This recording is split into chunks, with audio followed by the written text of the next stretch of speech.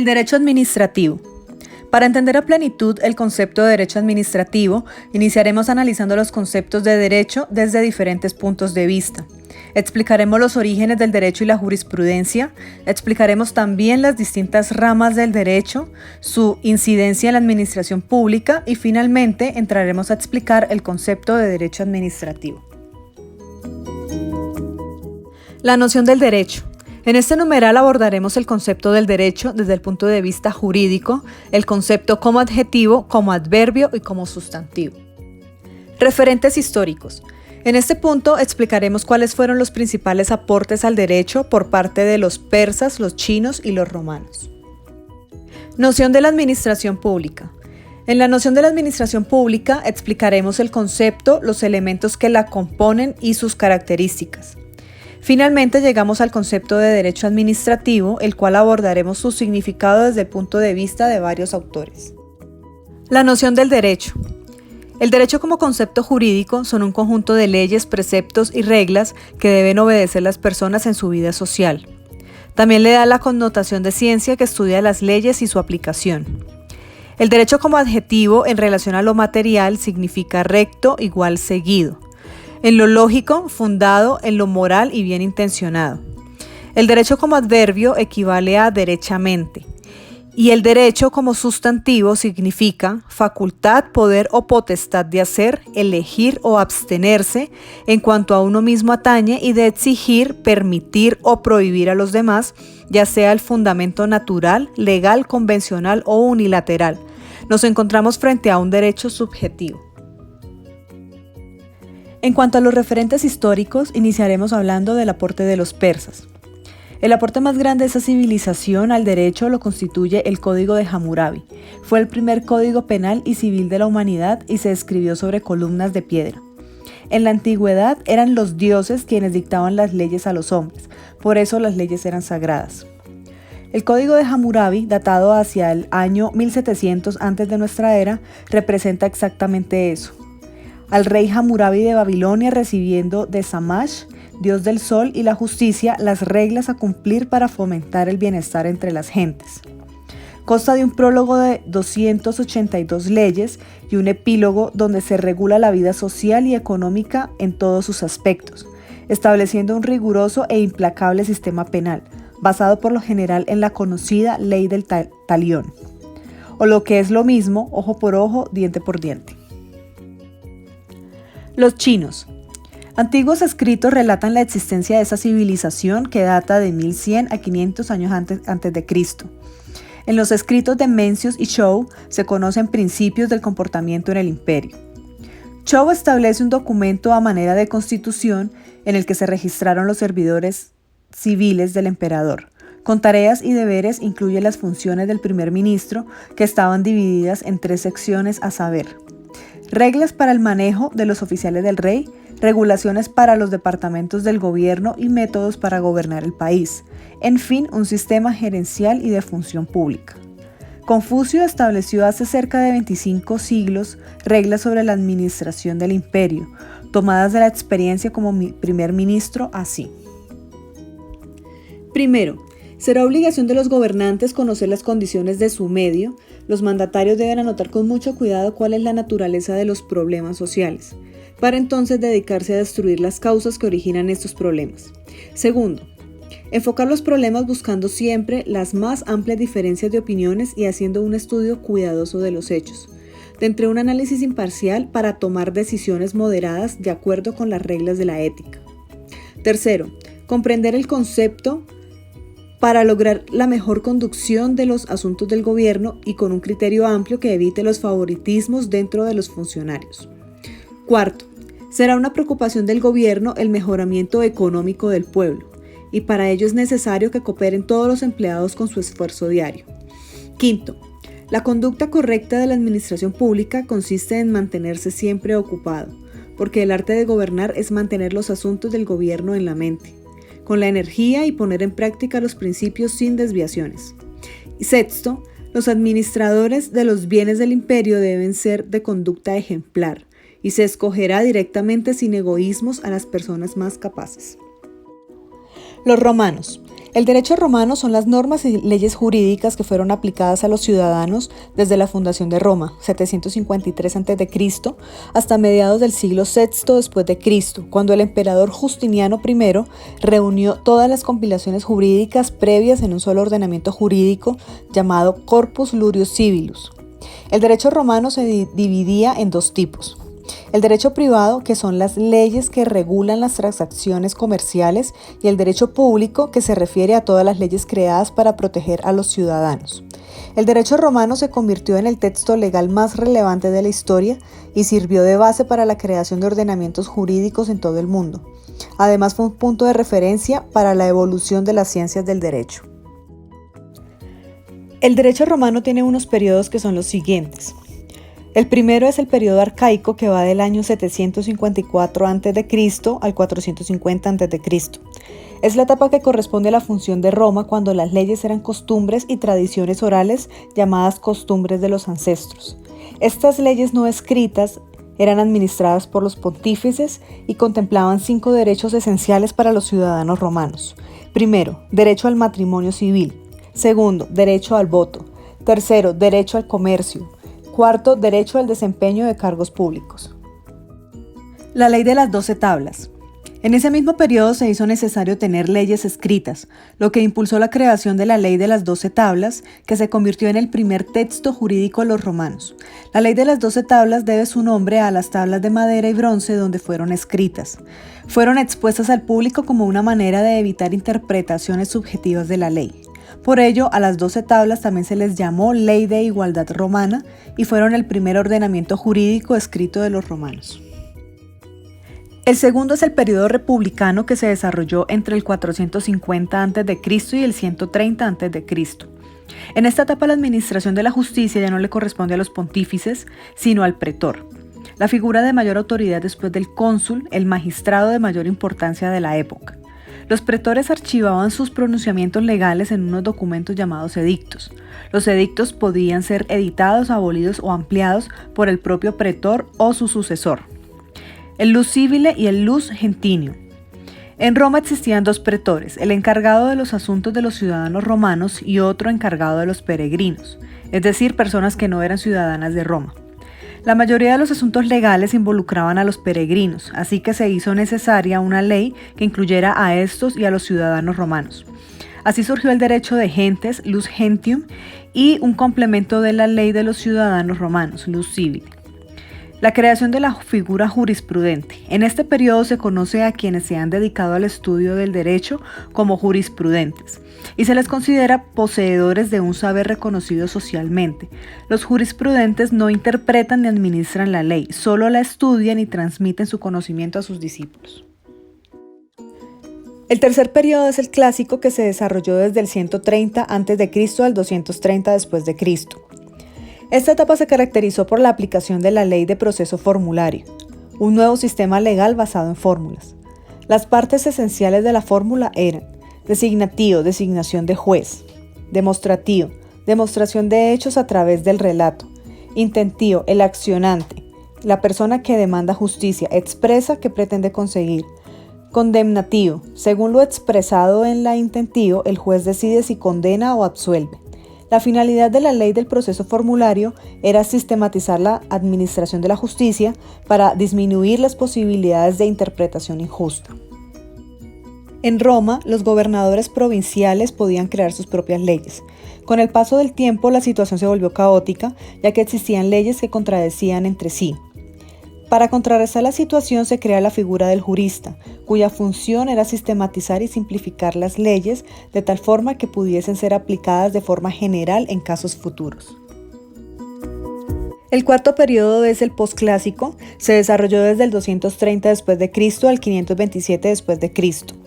Esta época está caracterizada por un control absoluto del emperador en todas las esferas del poder, incluyendo las leyes. Esto se tradujo en una invisibilización de la ciencia del derecho, ya que la aplicación de la justicia se hacía desde el poder con las desigualdades que esto implicaba. Constituciones imperiales. Los emperadores dictaban las leyes a través de las llamadas constituciones imperiales, que se podían promulgar de 4 formas. Edicto. Normas sobre cuestiones generales que posteriormente alcanzarían rango de leyes. Mandado. Instrucciones del emperador para los gobernadores. Decreto. Sentencias dictadas por el emperador al finalizar un juicio. Rescripto. Respuestas del emperador sobre cuestiones relativas al derecho.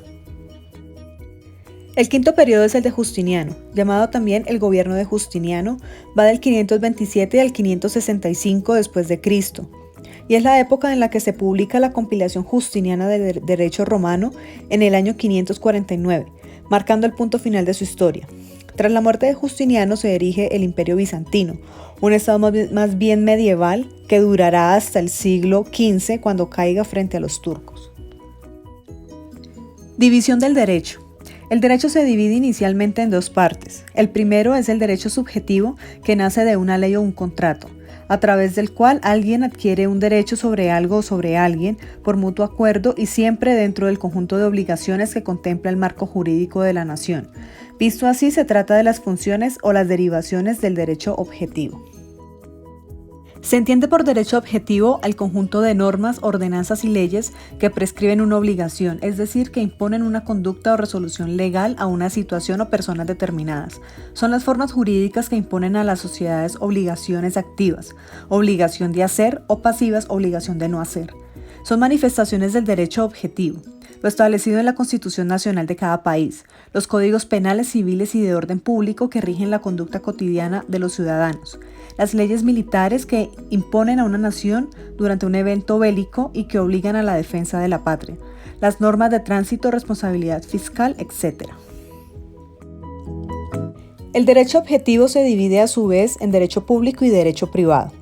Se conoce como el derecho público a una parte de los ordenamientos jurídicos cuyas normas atañen al poder público y sus relaciones con los individuos, las organizaciones y consigo mismo, siempre que éste se ejerza como representación de los intereses del Estado.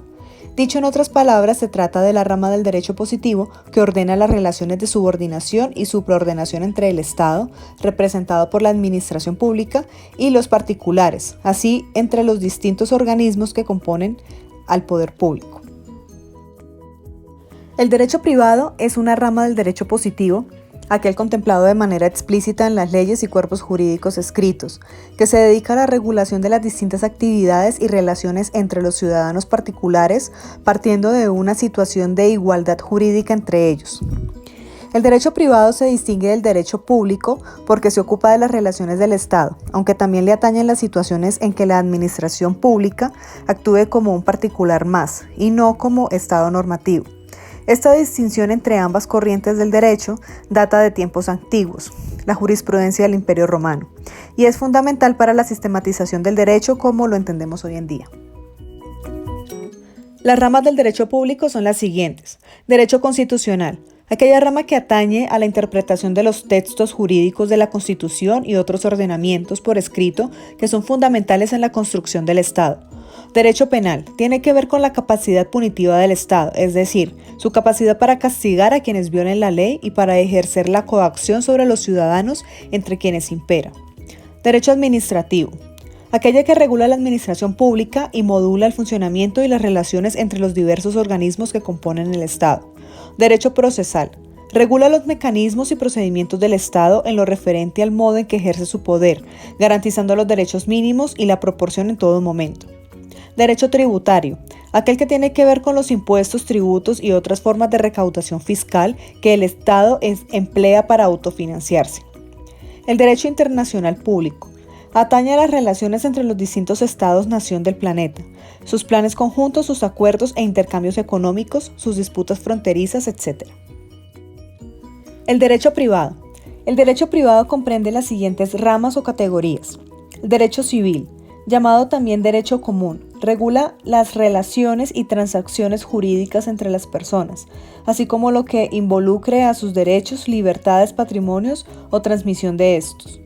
Derecho comercial, rige las transacciones comerciales y los intercambios de bienes y servicios por dinero.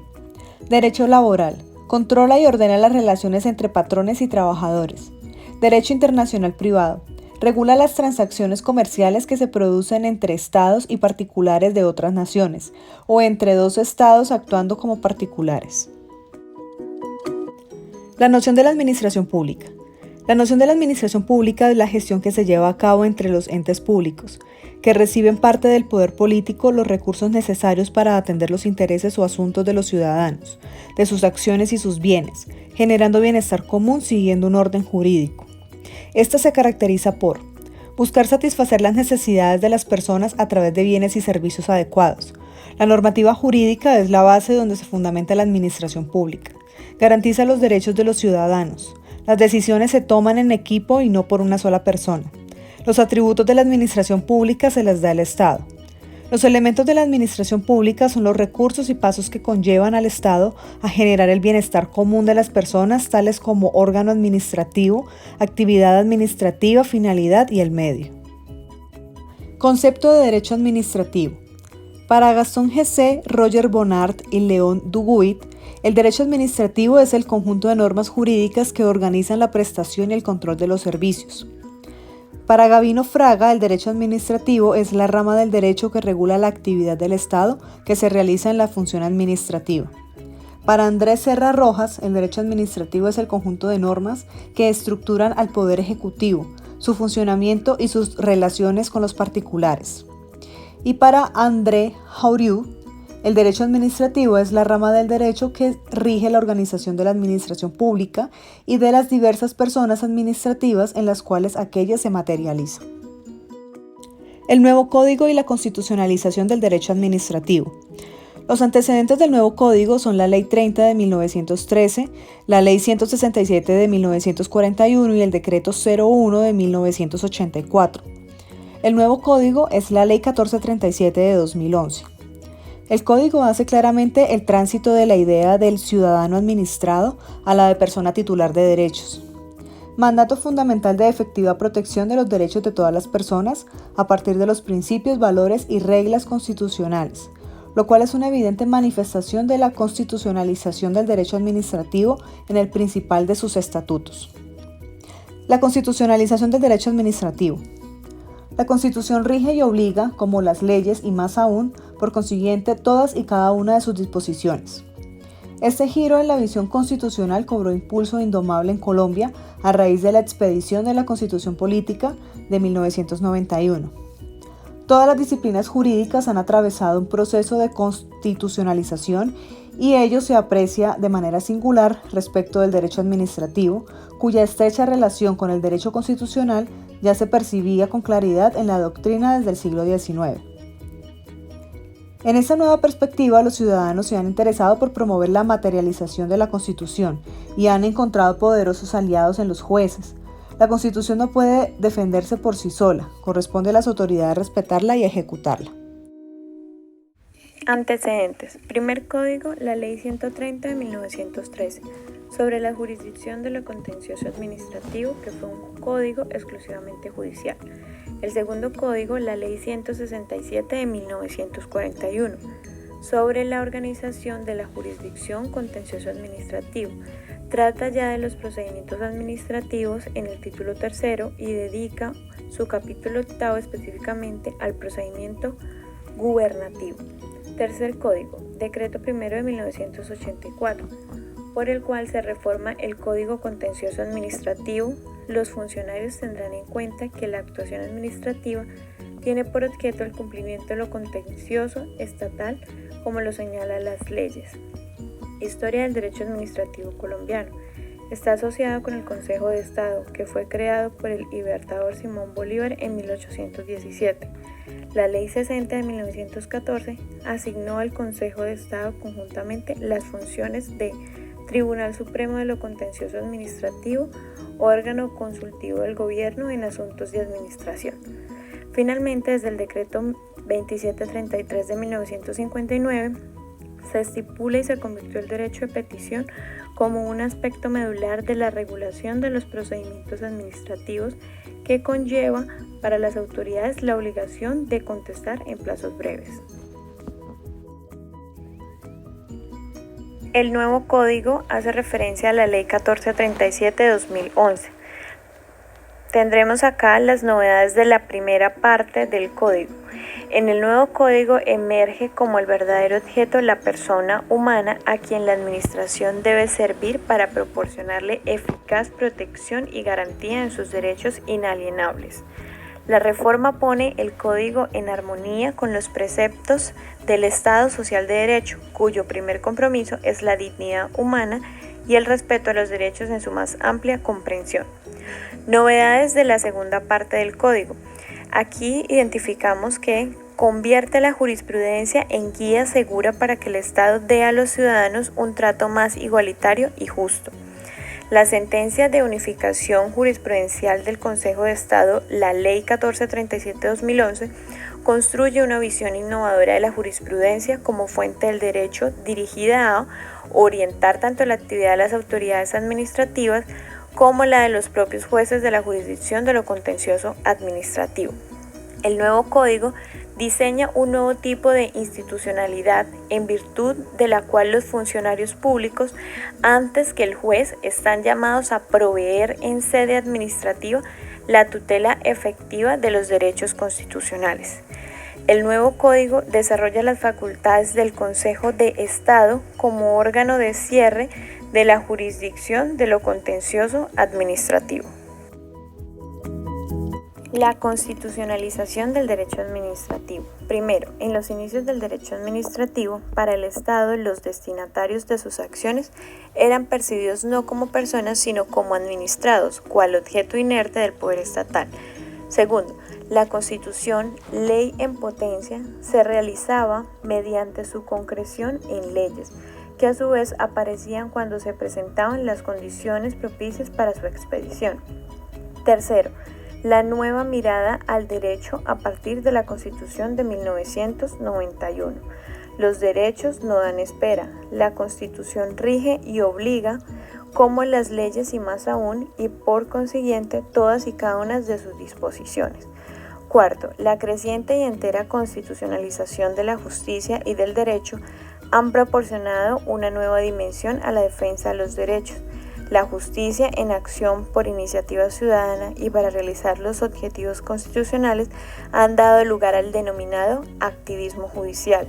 Es en realidad activismo ciudadano para movilizar al aparato de justicia en pro de los derechos. Quinto, la jurisdicción colombiana de lo contencioso administrativo tempranamente se identificó con la causa de la defensa de los derechos ciudadanos frente a los eventuales abusos, errores u omisiones de las autoridades. El derecho administrativo. Conoceremos a continuación las bases del derecho administrativo, entre las cuales se destacan bases históricas.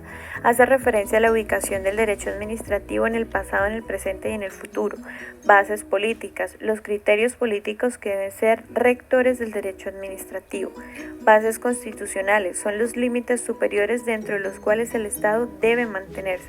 Las bases sociales es el significado del Estado de Derecho como salvaguardia de los derechos individuales.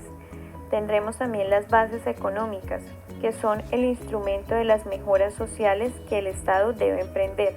Finalmente están las bases técnico-jurídicas, que conllevan a elaborar nuevas doctrinas y seguir reelaborando sus principios de acuerdo a los progresivos cambios del mundo actual y futuro. Bases históricas. El derecho administrativo en el pasado, en el estado de policía, históricamente esta época coincide con la de las monarquías absolutas. El derecho administrativo no existía como ciencia porque imperaba la total ilimitación del poder estatal. En las bases históricas se da el nacimiento del constitucionalismo, el reconocimiento formal y universal de los derechos del hombre frente al Estado. Nace aquí el concepto de Estado de Derecho. Con el nacimiento del constitucionalismo surge el derecho administrativo, pero mantiene sin embargo muchas construcciones que solo se justificaban en el estado de policía, tales como la indemandabilidad del soberano, la irresponsabilidad del soberano, los actos del príncipe, la doble personalidad del Estado, la jurisdicción administrativa. El poder estatal fue restringido en cuanto al empleo ilimitado de la coacción. En las bases históricas, el derecho administrativo en el presente define la ciencia jurídico-administrativa que no ha cambiado, pero que la administración sí lo ha hecho y de forma muy trascendente. A consecuencia de ello, el derecho administrativo ha empezado ya a originarse hacia nuevas direcciones. Dentro de las bases históricas encontramos que el derecho administrativo también y la ciencia de la administración. En el derecho administrativo sigue todavía hoy siendo rama dominante para el estudio de la administración pública. El enorme avance en los estudios de la ciencia de la administración va despertando la ciencia de que la solución jurídica no es la solución del problema administrativo, sino solo una de las fases en él. El derecho administrativo y economía. La economía es un fenómeno al cual el derecho administrativo debe recurrir para dar soluciones adecuadas al mundo moderno. Otra de las grandes cuestiones que debe necesariamente afectar el desarrollo futuro del derecho administrativo es la actividad económica del Estado.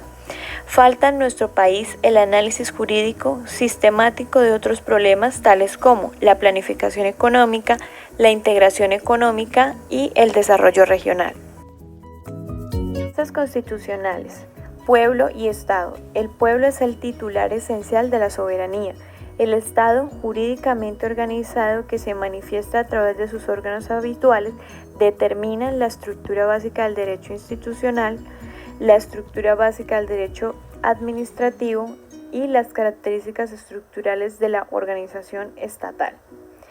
Sistema de la soberanía exclusiva del pueblo. La soberanía del pueblo puede manifestarse a través del propio Estado, es decir, la Constitución emana del propio Estado soberano. O la soberanía del pueblo puede manifestarse a través de una convención constituyente. El Estado está sometido a la Constitución emanada del pueblo soberano. Sistema de la soberanía conjunta del pueblo y el Estado. El pueblo no impone una constitución al Estado, sino que el Estado se da a sí mismo una constitución de acuerdo a su propia voluntad y a la soberanía del pueblo. Bases sociales.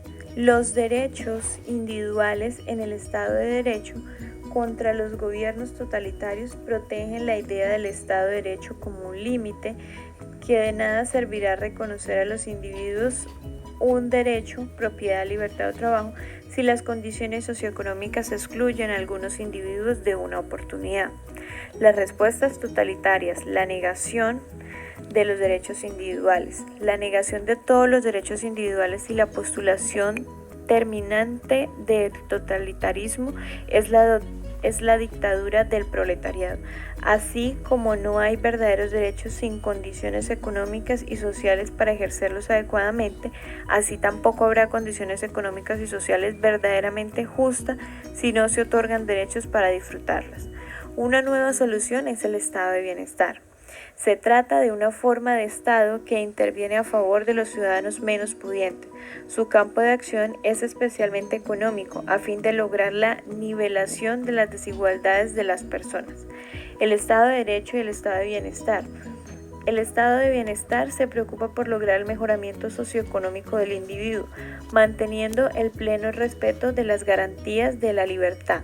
El estado de bienestar revaloriza y complementa el Estado de Derecho.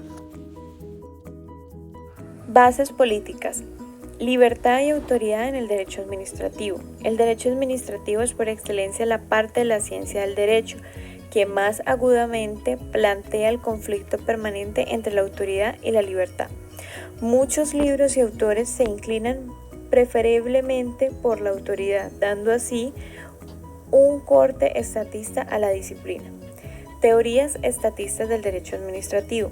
Uno de los principales problemas políticos que afectan al derecho administrativo es la contradicción de principios y la destrucción de tareas como la protección de la libertad humana. Conclusiones. Primero, el derecho administrativo tiene como objeto el estudiar las diferentes actuaciones en materia administrativa del Estado, así como la regulación de los entes de dicho poder y sus relaciones. Pero hay que dejar muy claro que el derecho administrativo no se encarga del estudio a profundidad de la estructura del funcionamiento de todo el sector público estatal, solamente lo hace de una de sus partes, la administración pública. Segundo, fuente es aquella manera, medios y procedimientos de donde emergen las leyes y reglas del derecho. En sí es la forma de creación de la norma. Existen las fuentes reales y formales. Las fuentes reales son aquellas normas que tienen obligatoriedad y generalidad, no importa de dónde provengan. Las fuentes formales son originadas por un proceso legislativo. Tercero, las ramas del derecho con público y privado. La diferencia entre estas dos ramas del derecho es muy sencilla. Mientras que el derecho público mantiene las relaciones de subordinación entre el Estado, particulares y entre los Estados, el derecho privado maneja sus relaciones de coordinación entre puros particulares. En tanto, el derecho público mantiene sus intereses de manera colectiva, el derecho privado las maneja de manera individual. La elaboración de la norma jurídica en el derecho público se realiza de manera unilateral por parte del Estado. En el derecho privado se elabora por las partes a través de un mutuo acuerdo y en igualdad de condiciones. Cuarto, la administración pública tiene una importancia vital en la sociedad. En los estados representa el motor de la economía y el instrumento esencial de la distribución de la riqueza. Es la administración pública el elemento primordial que se vale del Estado para dar respuesta y satisfacción a las principales demandas y necesidades sociales. Las bases del derecho administrativo constituyen una explicación del sistema y la metodología que se emplea para lograr una comprensión más acabada de la disciplina. Entre las principales se destacan las bases históricas que corresponden a la ubicación del derecho administrativo en el pasado, en el presente y en el futuro. Bases políticas en la cual se definen los criterios políticos que deben ser rectores del derecho administrativo. Bases constitucionales en la cual encontramos los límites superiores dentro de los cuales el Estado debe mantenerse y que lo configuran como Estado de Derecho. Finalmente, las bases sociales en el cual se presenta el significado del Estado de Derecho como salvaguardia de los derechos individuales. Preguntas. Con lo expuesto anteriormente, nos gustaría que nos contestaran estas dos preguntas. Primera, ¿cuál es la importancia del derecho administrativo en Colombia? Segundo, desde su punto de vista, explique cuál referente histórico, persas, chinos o romanos, generó mayor impacto en la evolución del derecho administrativo.